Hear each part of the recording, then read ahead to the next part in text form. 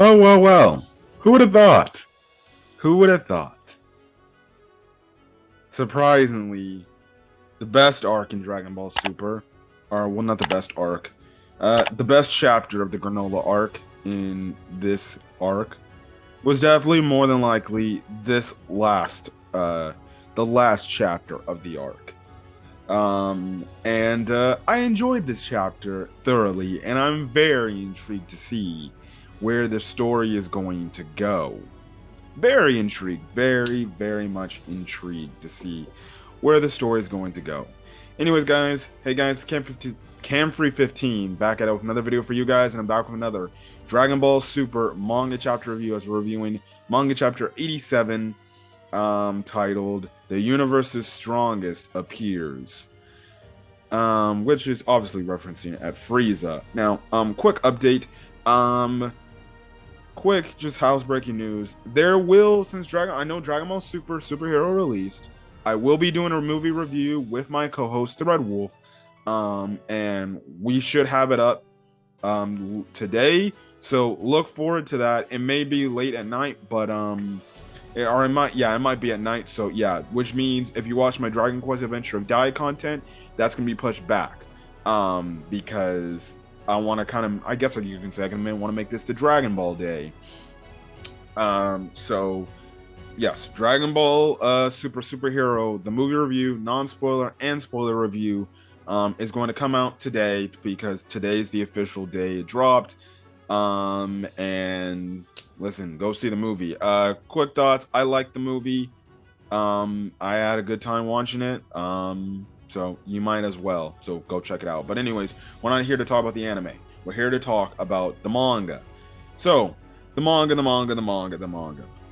Now, this chapter, like I said, was my favorite chapter of the Granolah arc. Yep. Because you want to know why? One, it ends it off. Two, it leads off into the next arc of the story where it actually gets my intrigue going. And we can finally get rid of Grant, and we can finally, get out of here and actually move on to something that seemingly is interesting. So those are my things that, guess what, I'm good with. And thank God the Granolah arc is over because it was utter dog crap. Some people say trust me, it's a much more bearable read if you read it all through. Maybe at some point I'll do that. Maybe I'll reread it all through one sitting. But I still think the Granolah arc was freaking bad. I just didn't like it at all. Did not like it at all. So that's the thing. Anyways, the last chapter, Goku, Granolah, and Vegeta all teamed up together to take down Gas. And Granolah hit this big attack that pretty much looked like Gas was done in. I complained in the last chapter review how the hell he was not disintegrated. At least the one only complaint is how the fuck is he still alive, but all right, fine, okay, whatever. Anyways, the thing is, after the fight is done, Granolah kind of collapses over, and Goku and Vegeta are pretty much worried about him, and they're like, hey, what's going on? And pretty much Granolah goes on to say that after using that attack, it might have actually shortened his lifespan, and that's when Goku and Vegeta pretty much found out from Granolah that he used the Dragon Balls to be the universe strongest at the cost of his own lifespan. And then pretty much they're like, wait, why would you do something like that? And things like that. Now, Minato shows up and he actually is like, let me see if I can heal you. And surprisingly, he can now heal Granolah. He heals Granolah, Vegeta, and Goku back to full health with no issue. The explanation is, well, I'm guessing the fact that he did it in this arc. I guess you can say his powers rewoke again, his healing powers rewoke again, and now he can heal back to full health. You can say it's kind of somewhat of an ass pull to get them back to full health, but I'm guessing it's a thing that's like maybe he hadn't used this whole healing abilities technique in his arsenal for a very long time, so of course it's going to be hard for him to do that technique again. But after doing it over a repeated course of time in this arc, well, his body must have been like, oh yeah, you can do that stuff. So okay, but Granolah, Vegeta, and Goku are all back to full health. Um, so yeah, now the heater ship flies by and we focus on Alec. Alec is pretty much pissed off that his entire plan failed and that gas is a failure and everything. And he sees that everybody else is healed. Um, and pretty much he said he pretty much is leaving. He's going to leave and everything. And he pretty much also says, like, I can't believe I trusted in the Dragon Balls for world strong, our universe's strongest. So yeah, now he pretty much is trying to get up out. Now Goku catches Elect trying to escape. Don't know why they're not attacking him, but okay, whatever. And pretty much Goku goes in to say, tell Goku pretty much tells Elect, like, why are you leaving your family behind? Why are you just up and leaving? You're not taking your family with you? And pretty much Elect is like, well, you see, the problem is with that statement is Gas is gonna end up dying. Or Gas is going to end up dying. He knows Gas is gonna die, but all of a sudden, before Elect says that statement, a energy blast runs through Monaito and pretty much puts him on the brink of death. Puts him on the point or the part where he's about to die. But it wouldn't even matter because guess what? Goku and Vegeta, even though we see how Whis heals Monaito at the end of the chapter, Goku and Whis could have told him, like, just go get the Dragon Balls, you can bring him back to life. But anyways, they turn around. A old decrepit Gas, who's legitimately just skin and bones, gets back up and is alive. Again, another criticism. How the hell is he still alive after taking this gigantic attack? Makes absolutely no sense. It makes this guy come across, spoilers from My Hero Academia if you read that manga, it makes this guy come across as he's freaking Shigaraki. Because if you read the manga for Shigaraki right now, Shigaraki's taking all these nuclear-like attacks, and guess what? He's still taking it. He's still getting back up from them. All right, fine. He's Dragon Ball's version of Shigaraki. I guess if you're the world's strongest, you can take all sorts of hits and get right back up. But this guy looks old, mangy, decrepit. In this chapter, he pretty much plays the role of like he's a living zombie, pretty much, just doing things on instinct and not really feeling ultimate pain. Like we see, like in this fight, Goku and Vegeta fight him again. And then Goku breaks his arm, and he's still fighting with it. It's like, dude, what the heck? Now, Gas pretty much goes on to tell Granolah, like, oh, you said you don't have any revenge for us. Well, will that want to get you revenge on us now, Granolah? And I'm just like, see, this is why you freaking kill. This is a really bad trope with Dragon Ball, man. This is a really bad trope with Dragon Ball. From the standpoint, these Dragon Ball characters, let these characters live, and 9 out of 10 times, it always comes back to bite them in the ass. The same thing applies to Frieza. I'm going to say the same thing when Frieza shows up later in the chapter. He just lets Goku and Vegeta live instead of just killing them now, so that guess what? They don't become nuisances to him in the future. Stupid. It's the stupidest trope in Dragon Ball. I understand. You're playing within this whole timeline thing of the 10-year timeline of Dragon Ball Z, or from Super to the end of Z tournament. I know you can't kill Goku and Vegeta off because they never died and within the 10 years. Well, not that we don't know of, but I'll explain it later. So, anyways, pretty much Gas is like, well, come on, fight me so you can stick to your resolve and trying to kill me. Now, Goku and Vegeta, they power up to Ultra Ego, and then I guess you can say True Ultra Instinct, whatever. Yeah. And pretty much Gas handles them with utter ease. Yes, even though Gas is old, mangy, and looks like he's on the brink of death, he still is able to kick Goku and Vegeta's ass fairly easy. How that makes sense? No idea. And mind you, he's taking this damage. He fighting like as if this dude got healed himself. Like I said, no idea how Goku and Vegeta cannot get the upper hand on Gas after all the attacks he's taken. But, okay. I guess when you're on the brink of death, you tend to fight for your life. So, you get stronger. But that's the thing. And like I said, some of these images, I wonder how they're going to do this for the anime, especially when Gas eventually dies. because they're really gonna have to censor it. With the manga, you can do all this gory stuff. With the anime, I don't know how they're gonna handle this. We'll see. We'll see. So that's the thing. And like I said, Gas is at this point, he just wants to win so badly. He's crazy. He's jumping to his own energy attacks just to take Goku and Vegeta out. And it's funny because I think Vegeta makes a reference like, this idiot just jumped through his own energy blast. This guy's freaking a lunatic, you know, of how crazy he is. And the fact that he's fighting like a dead person or something like that. And the whole thing, and he makes a point like, oh, it's not like he doesn't even care about taking damage. I'm like,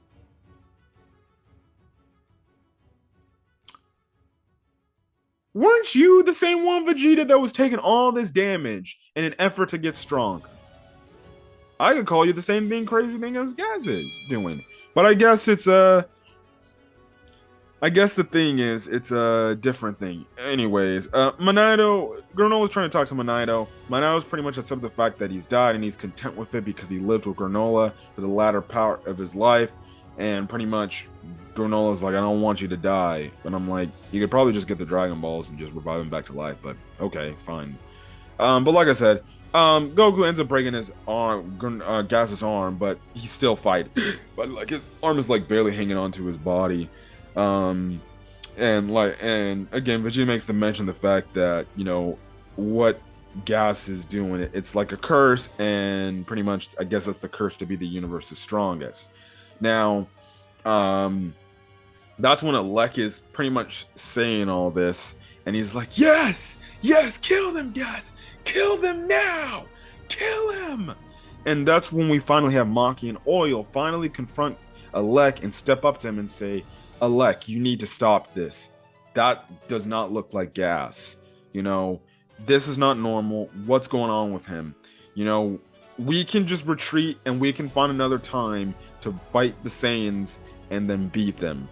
And then that's when Alec finally shows his true colors to the other healers, and he's like, shut the hell up. He slaps Maki and pretty much says they can't do that because Gas's lifespan is draining. And pretty much he goes on to say that me making the sacrifice of the wish to make the universe strong is pretty much going to have him get killed in a few, pretty much probably more than likely in a few like minutes or so. Gas actually hears this and he's like, I'm dying. He steps back, he looks at a reflection of himself in the lake that's nearby. And he's just wondering, like, why does his face look the way it does, you know, and what's going on. Again, Alec is pretty much telling him, you know, you need to fricking stop being a worthless piece of shit, and you need to fricking kill these guys. Kill them now, quick, before you fricking die. And also, and then the next panel is a full-page spread of Frieza arriving to planet Cereal, and he lands there. Everybody turns around, sees Frieza, Gas sees Frieza, and Frieza's like, it's been some time, Gas. And Gas sees this, he's like, and then he charges at Frieza saying that he's going to kill him.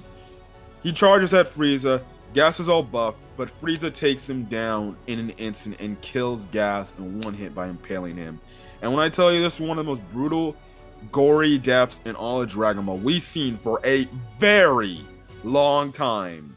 I don't think I've seen a kill like this or a gory scene like this since like something in the Dragon Ball manga, like the original Dragon Ball manga. And gory.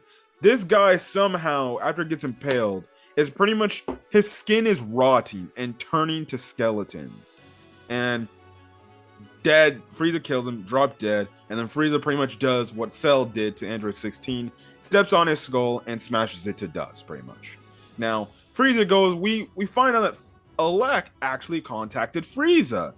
And pretty much Frieza's like, why'd you contact me again?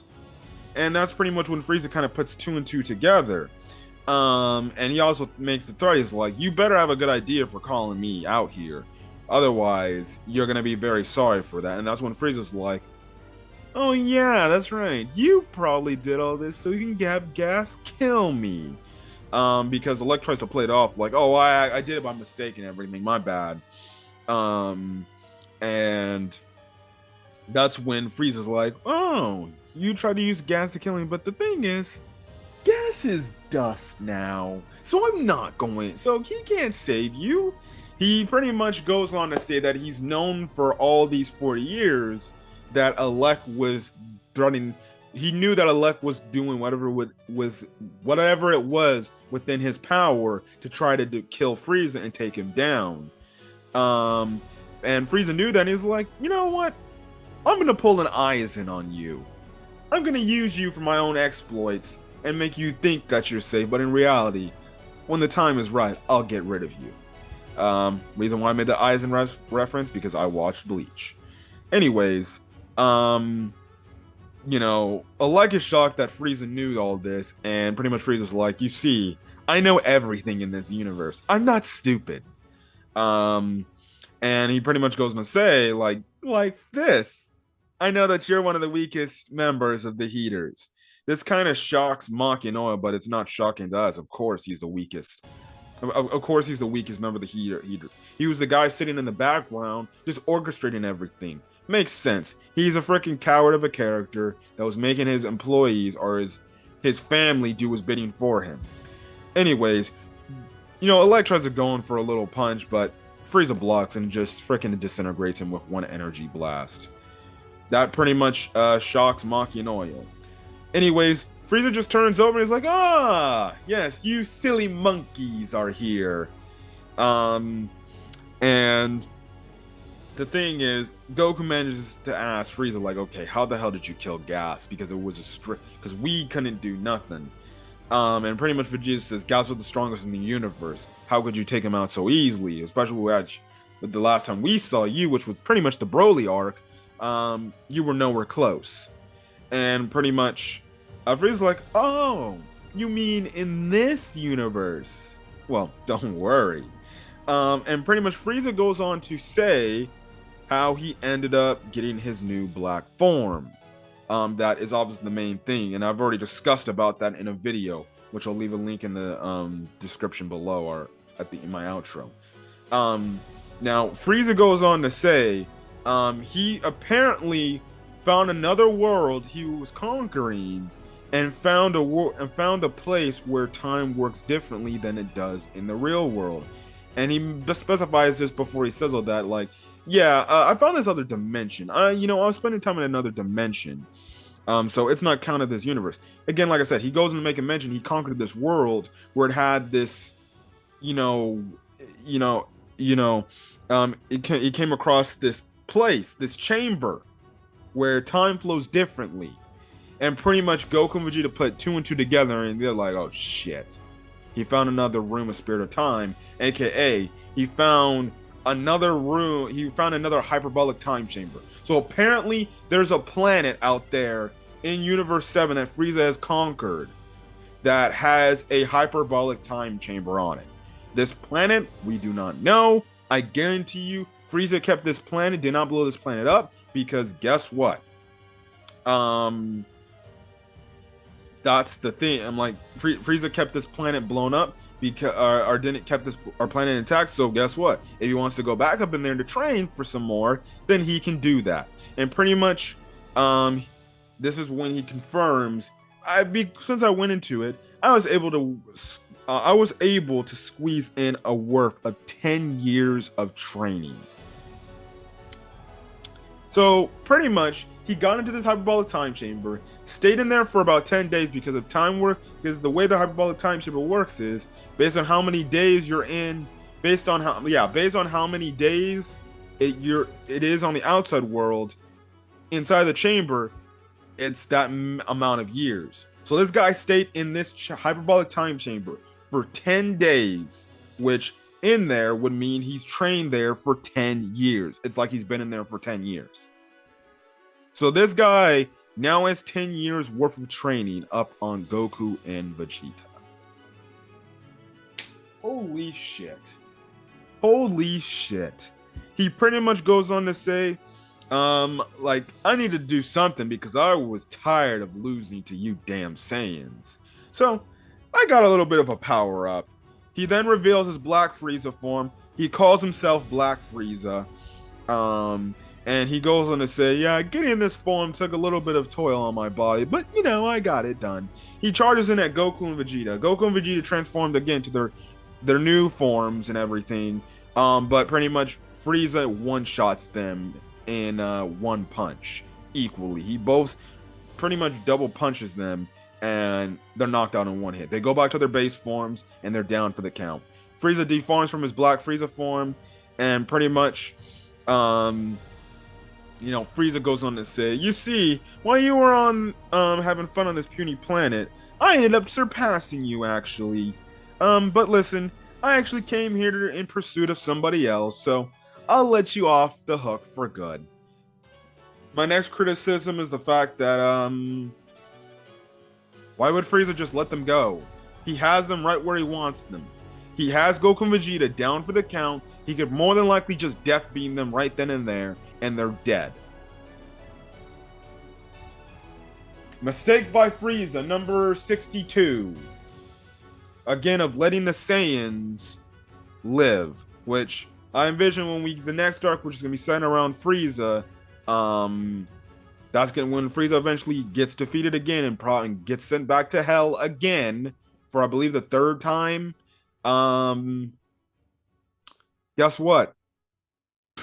He's gonna regret not killing Vegeta and Goku back on planet Cereal.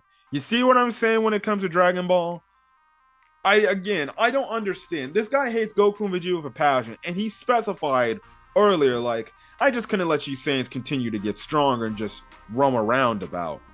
If you hate the Saiyans so much, kill Goku and Vegeta right here, right now, and guess what? There's nothing nobody else can do. His friends won't know that, guess what? You killed them, so you can show up on Earth and pretty much kill all their friends, and guess what? Over. But he just walks off because, oh, my intrigue is not with you guys. I'm looking for somebody else. Who this somebody else is, I don't know. It could be Broly. It could be a character we have yet to see in the storyline. Maybe he's looking for Beerus. I don't know. Those are my guesses. It's either Broly, I guess Beerus, and then some new character that's going to be introduced into the next arc when Dragon Ball Super comes back. The manga comes back from its break. So I don't know, but this whole thing about Frieza just like, you guys, I'm letting you guys off the hook this time. I'm invested in somebody else right now, so I can't worry about you guys. Or maybe my prediction is this. I said in my, if you need to go back and watch my Black Frieza, discussion thoughts, because I talked about the spoilers and everything. I said, what if they bring Cooler into the canon now? Or they bring Cooler into the manga, and they finally make Cooler in the main series in a major arc. Maybe why didn't I think of this? Maybe he's looking for Cooler. Maybe he's looking for his brother to work alongside him and say, I got this place you can use to train and get stronger. There's these two Saiyans I know. They've been a thorn in my side.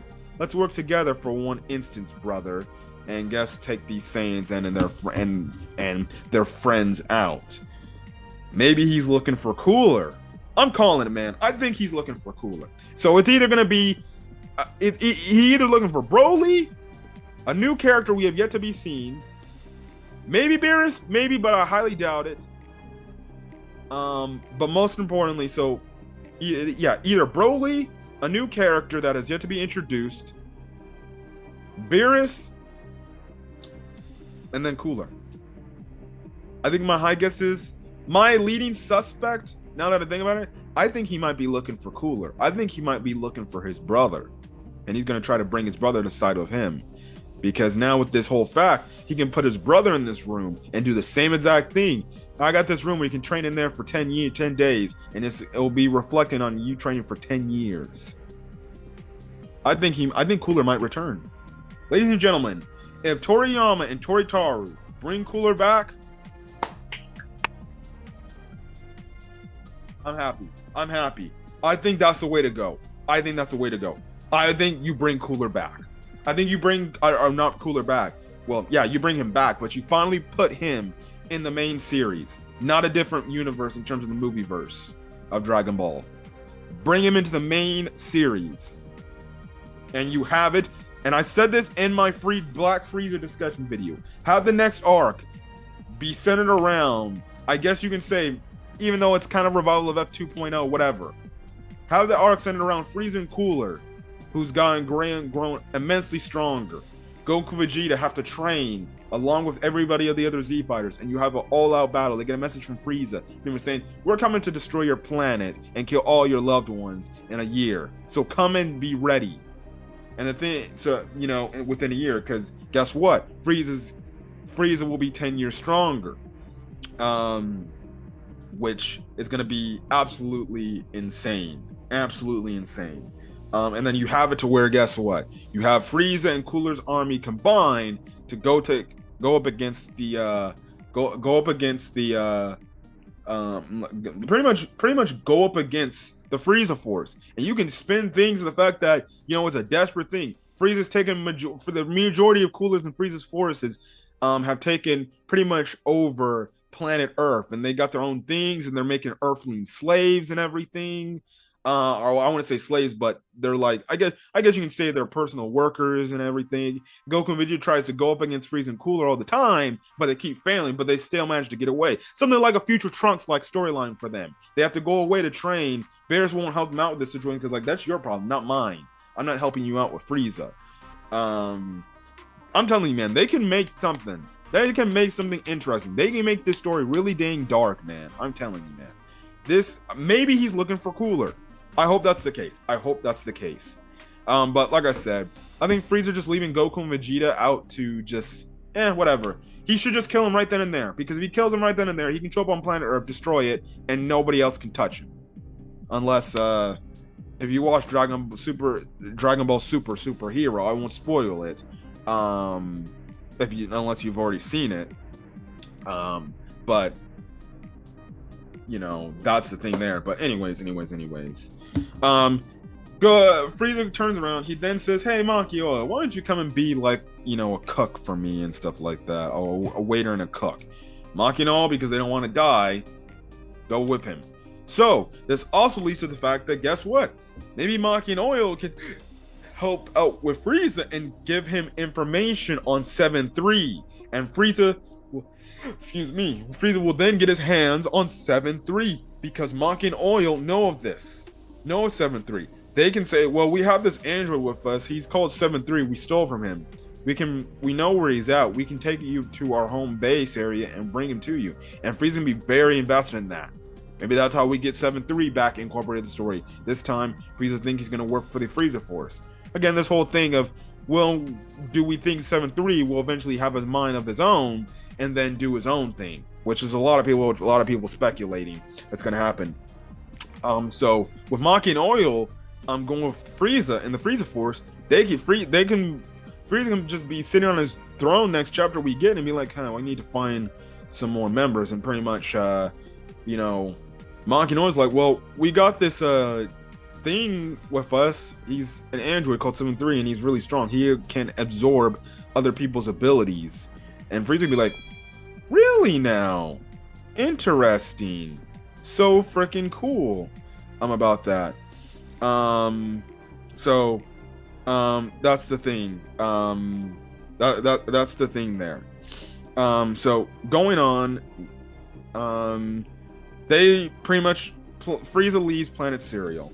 Again, Monato's on his deathbed, but he gets healed by Whis that shows up at the end of the chapter.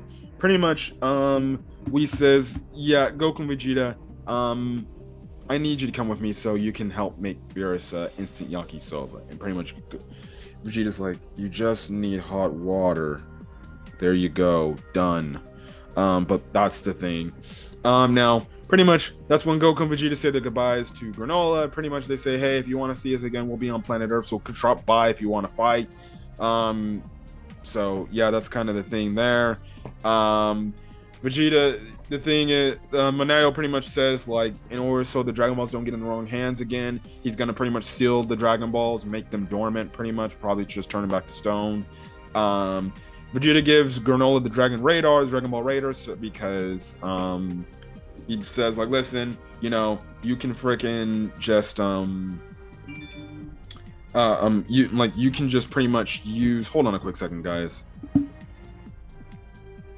Okay, back what I had to do. But Vegeta gives Granolah the Dragon Ball Radar to make it easier for him to find the Dragon Balls. Monito, after they find it, will then seal them, so then they can't be wished for or used again. I would think that maybe the thing is they would probably see if they could ask the dragon to be like, can you remove the stipulation of Granola's lifespan, or can he have his lifespan be added to unless it's something the dragon can't do? But we've seen that this dragon can pretty much do anything the dragon puts its mind to it. So it would definitely, I don't know, but yeah, that's the thing. And before Goku and Vegeta leave, Monito gives Goku Bardock Scouter pretty much as a memento. We'll probably see him take it back to his house and just put it on, like, I don't know, when I guess his window seal or something like that, probably near a picture of his family or something like that, just to remind himself of his dad. Like I said, pretty much Goku and Vegeta say, hey, stop by Earth whenever you feel like it, and if you want to have a fight, we'll be right then and there. But anyways, Goku and Vegeta fly off with Whis as they go back to Beerus's planet. And pretty much Goku tells Whis like, hey, the Oracle Fish mentioned the strongest warrior in the universe. Do you think it was talking about Frieza? And Whis pretty much says, perhaps, or maybe the universe's strongest warrior emerged somewhere else in our universe, which is more than likely hinting at this character that has yet to be introduced, this character that I'm guessing that's Frieza's looking for. So yeah, now Goku and Vegeta pretty much, or well, it's mostly Goku that says, well, I guess it's back to training now. So that's the thing, and Whis is like, oh, wonderful. And then the chapter ends off pretty much saying that Dragon Ball Super will be taking a break for a bit to prepare for the next arc, which more than likely is going to be centered around Frieza in this thing. So it seems like Toriyama and Toritaro, they have to take their time with this. Hopefully they take their time with this and they come up with a nice story. So yeah, and then like I said, with the rumors that the anime might be coming back next year. Like I said, the anime, it can come back. I was discussing with my co-host, the Red Wolf, in terms of the anime coming back potentially. If the anime does the movie retellings of Dragon Ball Super Broly and then Dragon Ball Super Superhero, they'll have 4 arcs they can adapt. The Dragon Ball Super Broly arc, or the Broly arc, then the Moral arc, then the Granolah arc, and then I guess you could say the Dragon Ball Superhero arc. So yeah, that's a thing. But it's very interesting to see where the story is going to go. Honestly, I'm fine with them taking a break. Maybe they take a month or 2 off, just to come up with something. Or maybe they just take a month off and then in the month of October they're right back at it.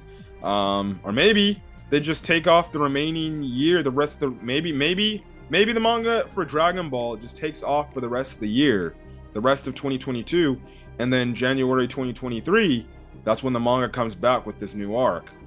It sounds like it would make a lot of sense for them.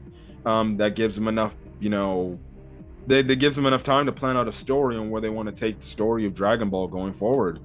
The question is, will there be another time skip?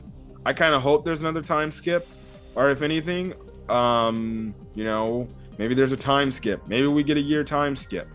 I don't really know where the timeline is, because everything's so jam-packed between this timeline of Dragon Ball Super and End to Z. I would be very, very shocked if we get another time skip and we get End of Z and Frieza's enacting his plan near the end of Z, which means he's gotten stronger, but at the same time Goku and Vegeta has gotten stronger as well, and Frieza's back to get his revenge. and say it's been more than enough time to kill the Saiyans. So I don't know. Gonna be interesting. So it seems like Dragon Ball's taking the Black Clover approach because they went on a manga break for 3 months. So that's the thing. Like I said, I don't know how long this break is going to be. I have not watched any other Dragon Ball tuber reviews. But I'm guessing my ideal thought on how long this break is going to take. Probably they're going to take off for the rest of the year. Might as well get a break for the rest of the year. You can maybe take off for September and everything, because Dragon Ball Superhero is now pretty much going around globally. So other countries still have yet to get it. But now that it's pretty much out now in certain countries, maybe they just want to sit and see, like, hey, let's see what Dragon Ball Superhero does compared to what it did in Japan. Let's see how it does here in the West. And at the same time, we'll take a month off in October. We'll head back. We'll do our game planning. And by the time January comes around, we'll have our new direction of where we want to take the story. I will say this. I enjoyed this chapter. I like this chapter. Yes, I'm not bullshitting you. This is my favorite chapter of the Granolah arc, because I'm actually invested into a storyline, and I'm actually like, this could be actually going somewhere. I like where this is going. Hopefully Toriyama and Toritaro don't freaking fuck it up, and they actually stick the landing, and they actually do something really interesting. I would love it if they bring Cooler back. I would love it. Personally, that's just a fanboy's dream, but if that comes out to be the case, I would love it. I want to see Cooler make a return and work alongside his brother, because guess what? They did that somewhat similar storyline of the brothers working together in Dragon Ball Xenoverse 2. Hey, why not do it in the main series? Rip something out of Xenoverse and put it in here. Have Cooler be a thing, and just have Cooler be like this guy that was super strong this entire time. So gonna be interesting to see where this goes. My thing, so yeah, this is my favorite chapter. I liked it, and I'm invested where the story of Dragon Ball's going. I'm also happy that Toriyama and Toritaro, they're taking a break. They're not getting right into the next arc. They're gonna take a break. I don't know how long the break is. I hope it's for the rest of the year. I hope legitimately the break is for the rest of the year. So then it gives them time to rest. They can rest for about a month, then come back at it in October, November and December, and then guess what? New arc starts in January, at the start of the year in 2023. I think that would be my ideal plan. I think I would do that.